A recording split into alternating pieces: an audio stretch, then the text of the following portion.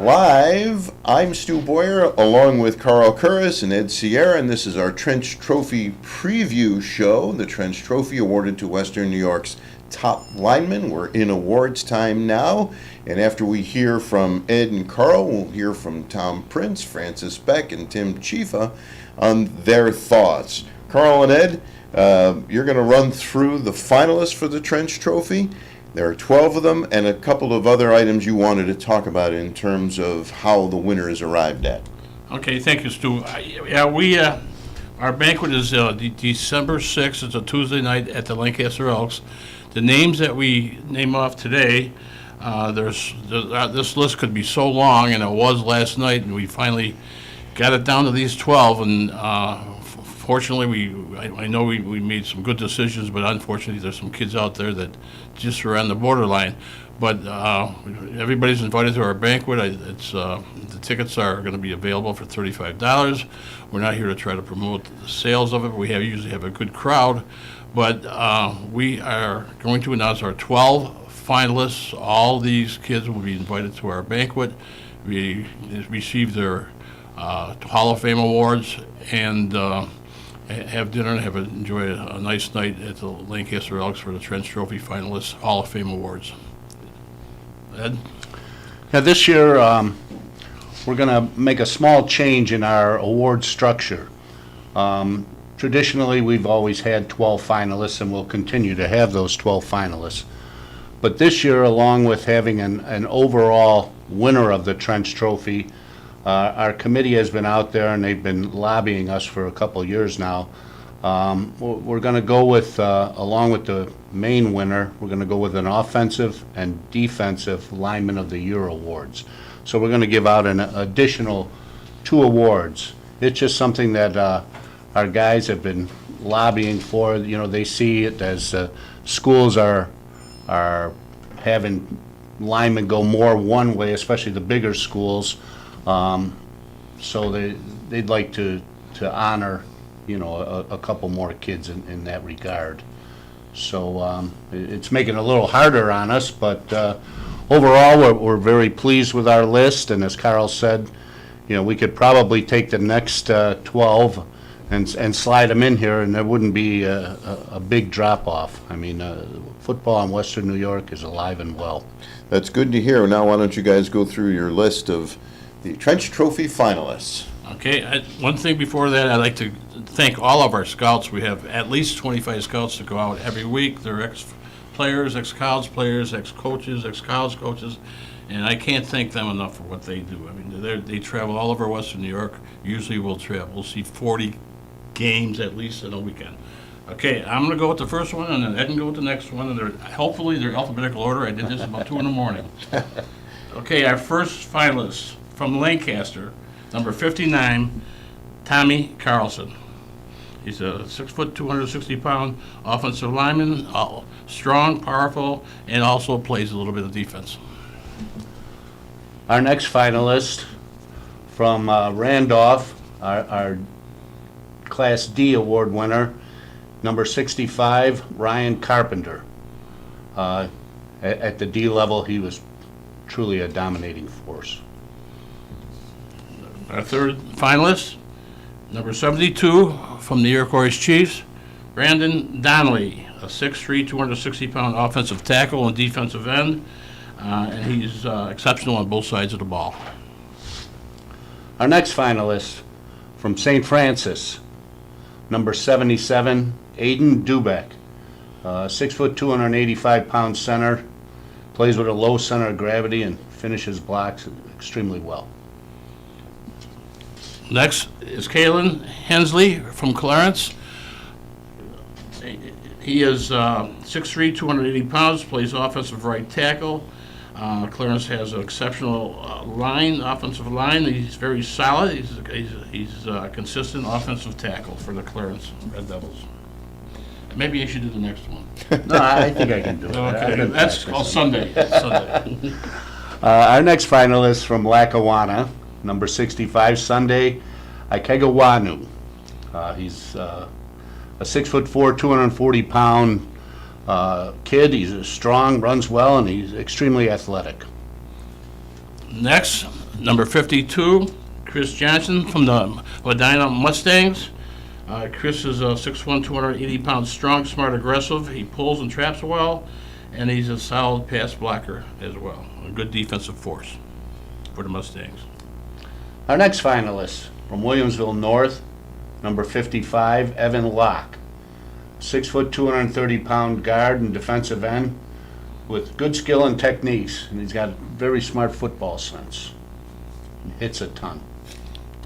Next, we have number 50, Balan Miller from St. Francis, a 6'4", 260-pound athlete. He's great size, athletic. He's aggressive, tackles well. He has a good interior pass rush. He pursues, and he's tough against the run. Our next finalist from the Bennett Tigers, number 72, Rashard Perry. Excellent two-way player, offensive guard and a defensive tackle. His play speaks for himself. Next finalist from Amherst Tigers, number 74, Patrick Tan, a 6'2", 230-pound offensive guard and defensive line. He runs, is a good run blocker.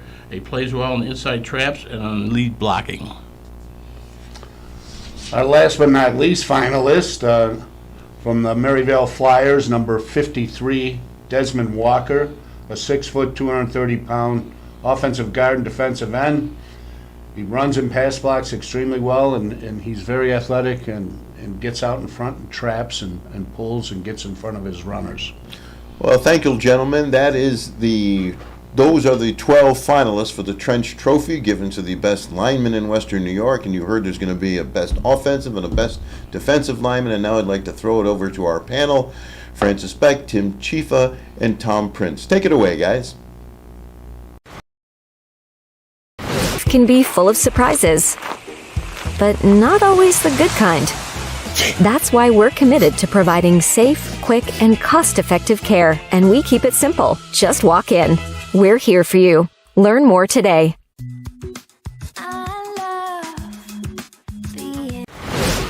Our homes have... Well, we're going here, so yeah, we got to get in that area. All right. Our homes have become offices, gyms, schools, and playgrounds.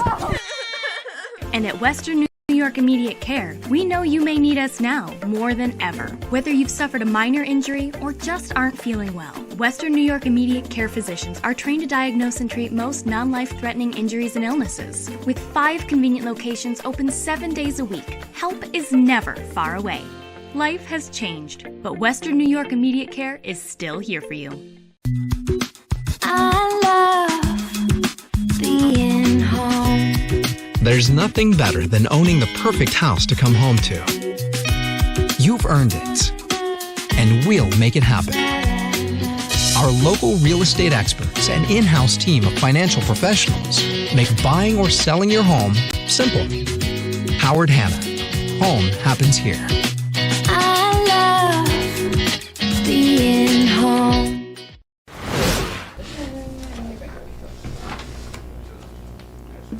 Welcome back to the 2022 Connolly Cup finalist unveiling. You just heard the finalists from Stu Boyer, along with Carl Curris and Ed Cena from the Trench Trophy. And now here's our guest reaction show. I'm Francis Beck, Tim Chifa, Tom Prince here.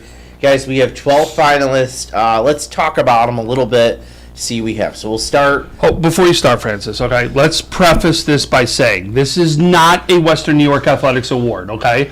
So this Western New York Athletics has got nothing to do with the award. That's the Trench Trophy Committee's decisions on here. And you heard Carl talk about this, right? There's an extensive amount of people. It's a big group that does this, right? And it's the award that they've come up with as far as finalists. So I want to preface that by saying, secondly, yeah, we're just here to distribute. We're very thankful to the Trench Trophy for coming in today and allowing us to put these out there for them. And one more comment. Secondly, let's celebrate who's on this list, okay? They said it. There could easily be another 10 names I could tell you that could be on this list, right? But this is what they chose for their various reasons. Let's celebrate these guys for being on this list. All right, on that note, let's jump right in. So our first one from the Lancaster Legends, Tommy Carlson. He's 6 foot, 260 pounds.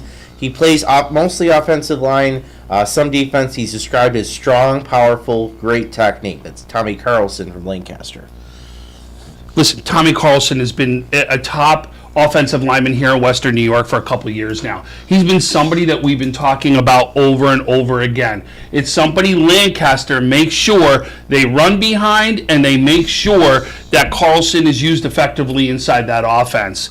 And I'll tell you, true leader out there on the field on top of it, especially when media day, when we got a chance to talk to Tommy. He knew what he had to do to go out there and be effective for that team. He knew it had to be true smash mouth football and come from the trenches, and he was taking the lead on there and really making sure that, Lancaster was ready to play this game against an incredible Bennett team. But I'll tell you, Tommy Carlson, no doubt, one of the top linemen in Western New York. Tim? Yeah, I mean, just a really strong kid. Just really great career at Lancaster. And you're going to see a lot of the trends on this. There's great running backs behind him, and as Tom always says, these running backs don't have the success they have without these names in front of them. And Micah Harry mentioned Tommy, in his interview, and how special a player he is running behind him. All right, our next finalist, you mentioned a great running back. There's a great running back at Randolph, Xander Hind, and one of his linemen is getting recognized on this list. Ryan Carpenter from Randolph. He's 6'1", 260 pounds. He plays both on the offensive and defensive line. He's described as dominating on both sides of the ball. That's Ryan Carpenter for Randolph. Yeah, a kid who, the Class D school, you're going to see play both sides of the ball. Had a great game at the stadium, and again, just a kid who is all over the place, just running havoc all over the line. Well, think about it. Randolph, if you look at that, really did not have a close game inside the D conference, if you think about it, right? And it comes from line play is where that comes from. We talk about it over and over again. And true leader right here inside this line. And you can just say is, when you're talking about a running back going for 200 and 300 yards in games, and you watch the A-gap explode up open, and watch those gaps open up the way they are, that's just the reason why that's happening right here. And, no doubt, Ryan is a member that deserves to be there. And great season, and great season still to play on right here, too. For anybody who either attended or watched last night's Class B game, it was pouring the entire time. You had to rely on your rushing attacks, and one guy who showed up for Iroquois was Braden Donnelly of the Chiefs, 6'3", 260 pounds. He's an offensive tackle, also plays defensive end, and he was one of the main forces as Trevor Berry had a great day leading the Chiefs to a Class B title. I thought the biggest change this season from last season for Iroquois came in the trenches. There was no doubt about it. It was like an upgrade in the trenches is what seemed to happen for Iroquois, which is why they were a two-way team to be able to pass the ball and throw the ball that was out there. And it came from the line. And they got, some younger classmen that are some underclassmen. I was trying to think of the right word right there. The underclassmen, they absolutely loaded up right there. And then here's the leader on the line, from the senior standpoint that's out there. How could you not see somebody here from Iroquois when they've had such an incredible season, undefeated?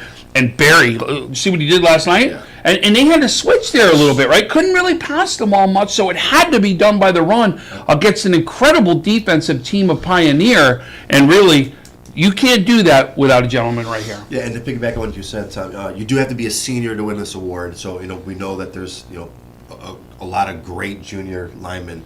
But one of the things with Donnelly is they were ahead so much every game that on the defensive side, it almost becomes like the Colts when Manning played, where what I say, pin your ears back and you get to the quarterback, and that's what I saw with him is how good he was getting to the quarterback, especially when they had all those big leads, because when you have those leads, other teams got to throw, and that's the best way to not let them get back in the game, and Iroquois never did that. Last night, St. Francis won their second straight Monsignor title, and Aiden Dubeck this morning is celebrating a finalist award to the Trench Trophy from St. Francis. He's 6', 285. He plays center, which I argue is the most important position, second most important position on the field. I'm told he has a low center of gravity, finishes blocks extremely well, and is solid in pass blocking. You know, one of the things that I noticed at the stadium yesterday, from the center position, there was a lot of balls not getting back to the quarterback or the punters fast enough. We saw punts being blocked in big games. We saw, quarterbacks, going over their heads. So I think St. Francis as a whole might be either the best or maybe the second best line group. That's why you're going to see two of the people on this list. And Dubek is, one of the leaders of the group, and he's just a special player. I thought the two best offensive lines were Bennett and St. Francis, hands down. Yeah. It wasn't even, those were the two best lines in Western New York, and I've been preaching it since day one, and Francis will attest to that, right? It really is, and that's the reason why there are two members on here for St. Francis right here. And I said also, I thought Canisius is another team that had a very good line. So for you to go into a game that obviously was fog, right, had tons of fog, which meant you weren't going to throw the ball very much. It meant it had to be by the run. You had to dominate on the line, and that's one of the big reasons why you're seeing this happen right here. Our next one is from Clarence. Remember, they had that great rushing attack this year. Keelan Hensley, number 65. He's 6'3", 280 pounds. A right tackle. Told he's solid and consistent. He is a 2022 Trench Trophy finalist. Clarence does a lot of running, right? And you've seen as they used to run where it was almost a strictly one with the double wing. To do any kind of running like that, you better have an offensive line, right? And they did it. And think about this: they come up big against a very good South Park team, and led by exactly right here, because we talked about some of those the D line for South Park was very strong, was one of their strengths this year. So for them to come out with a big win like that, you've got to be able to push and make sure you get your team some time, and it was done here by Clarence. Yeah, 6'3", 280, huge kid. And you mentioned, when you run the double wing like Clarence also does, you also have to be pulling all the time too. Yep. So you have to be athletic also. So, one of the most athletic names on this list. So a great career at Clarence.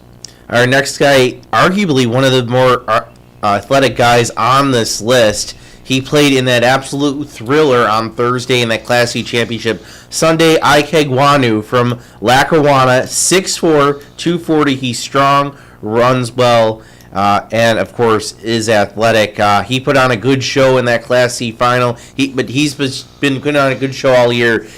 He is a Trench Trophy finalist for Lackawanna. Yeah, I think you hit the nail on the head. He stood out at the stadium. I was really impressed with Lackawanna as a whole, but especially Lackawanna's line.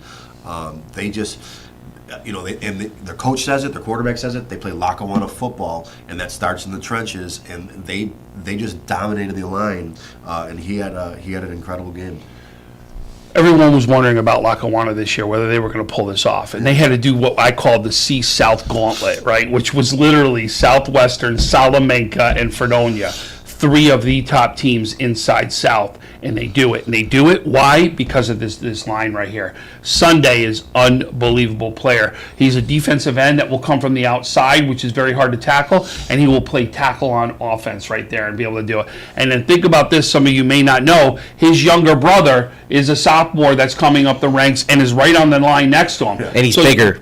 He's bigger, right? But bigger and can move. It's not even like that. He can move as a big guy.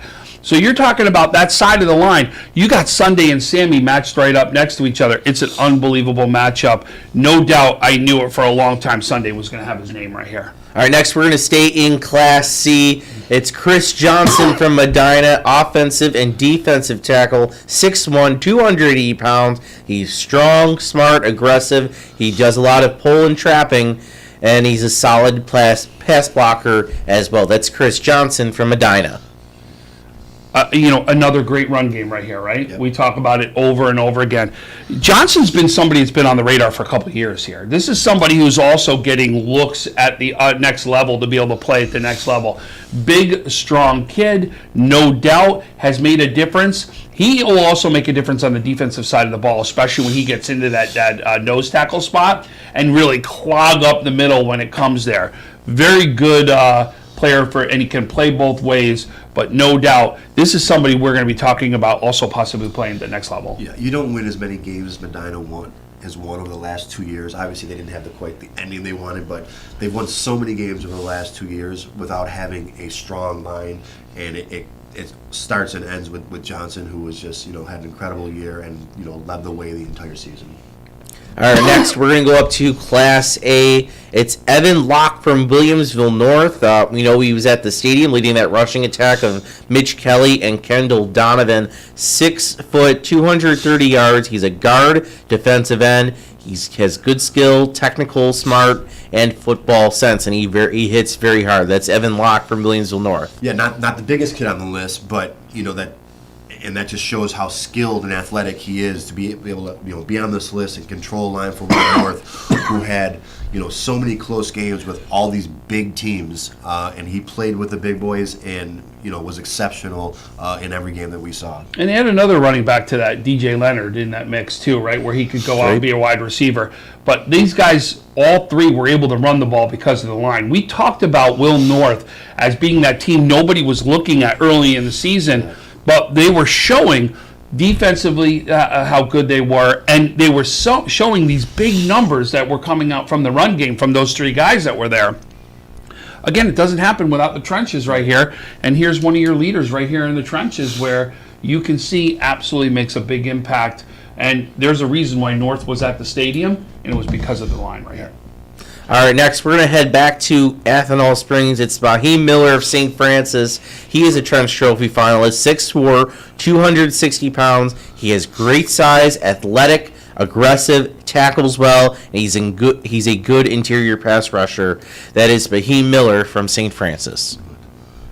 St. Francis, one of the top lines in Western New York, right? We still haven't even gotten to one of the ones that we're still going to get to as far as the other offensive line, which shouldn't be a shock to anybody, but no doubt, like I said, is this line was good for a reason. And you just look at the size when you go watch a St. Francis game, and you can see why St. Francis is 1 or 1A in a lot of the polls here in Western New York, and it's because of that line. It all begins and ends right there, and no doubt deserving right here again. Yeah, the analysis hit it right on the head. Tough against the run. He was a run stopper, and the offensive line, the defensive line is crucial to the linebackers also, who are great for St. Francis. If you're not plugging the hole as a defensive tackle, the linebackers are going to be out on an island. This kid plugs the hole as good as anybody in Western New York. Our next one, this comes as no surprise. This is a team on a mission, and he's the captain of that team. He's one of their leaders. It's Rashad Perry from Bennett, the Syracuse commit, a very good two-way player. He's huge. He's a beast out there. We saw him last night in the Class AA game really dominate on both sides of the ball, making plays in the defensive backfield, pushing his guy when he was blocking.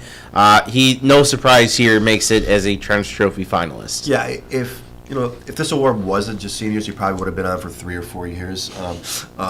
He's, in my opinion, maybe the best football player the last 2 years in Western New York. I was on the field yesterday, and when you stand next to him, you are standing next to a football player. He is a monster, and he obviously takes it very seriously. The weight room and the preparation he has. He is the real deal. He was all over the place yesterday, and he's there's not. I mean, everybody knows him. He's incredible. Not just yesterday. Oh, yeah, you stand next to you stand next to a man right there. Yeah. Right, you really do. And Rashad Perry, you are an absolute incredible football player. Yeah. There's no doubt about it.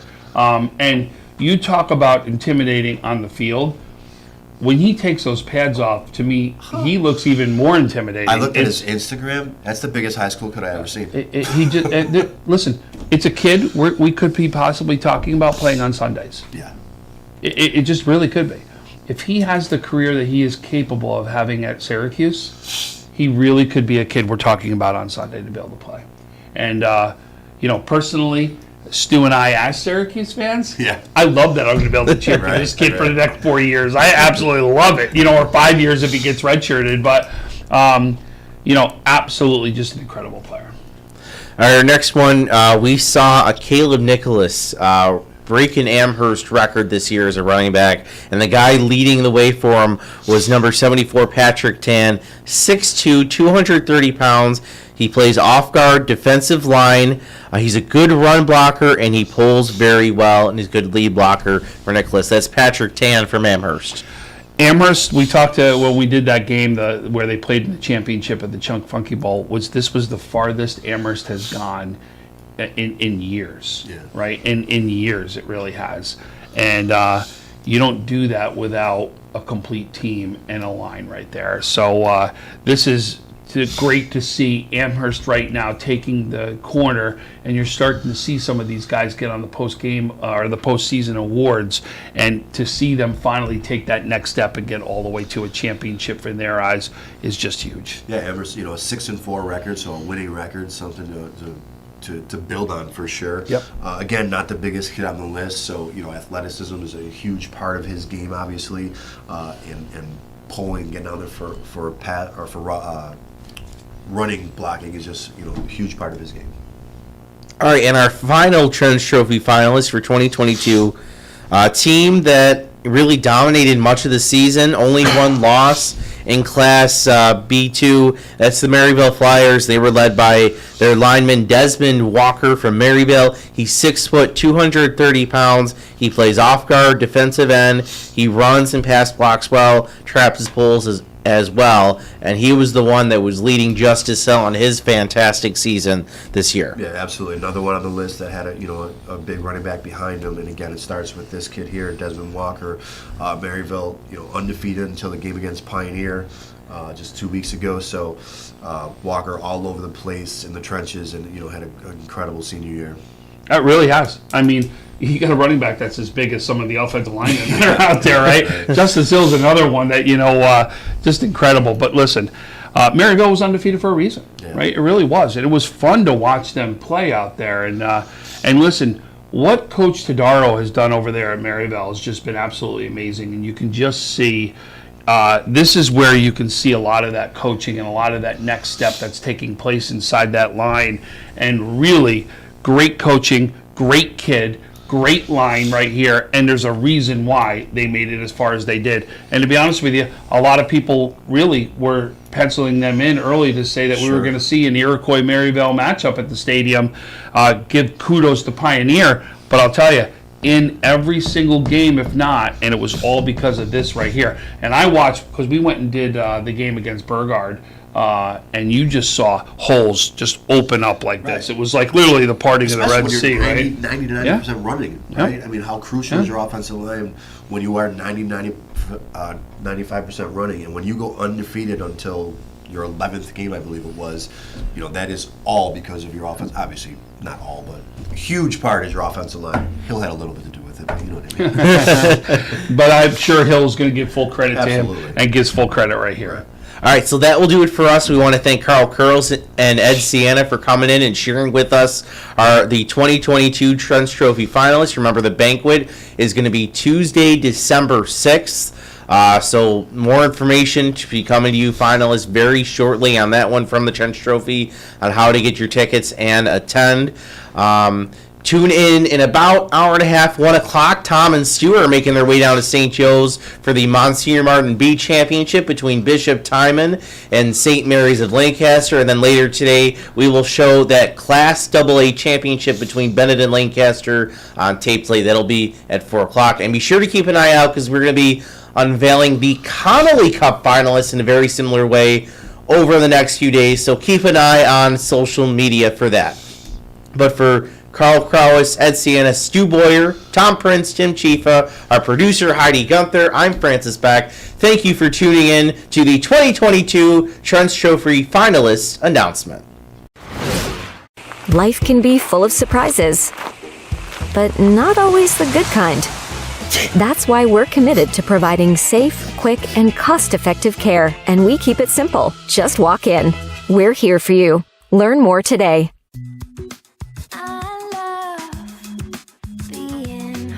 With exclusive buyer insights and our 100% money-back guarantee, we'll find buyers for your home. Howard Hanna. Home happens here.